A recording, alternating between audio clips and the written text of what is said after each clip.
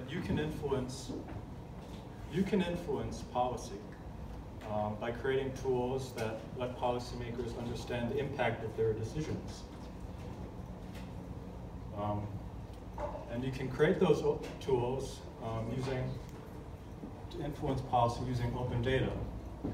We've created a website where you can create and run tools for analyzing open data.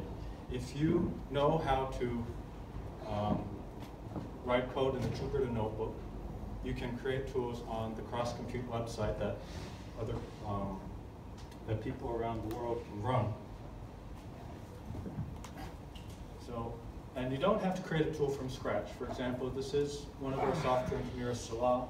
He created this tool to help students understand the effects of the house tax plan on their tax. And if you wanted to just modify that tool, you can do so right away on the website.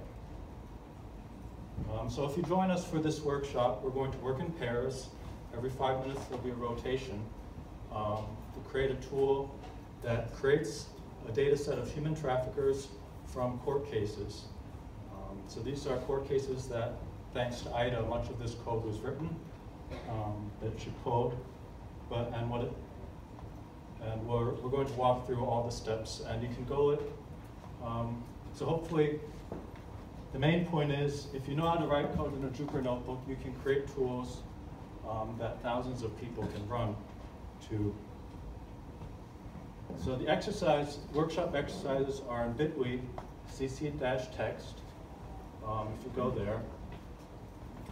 And yeah, and there you can, so this is hands-on. There's some folks I think we'd like to thank. Okay, thank you, Roy. So if you would like to join for the workshop, Roy and Salah will be teaching how to extract this data set from the court cases. And then who have questions to our speakers going to be on that side. You can come and talk to them as well. Okay? Thank you so much. Thank you for joining us. And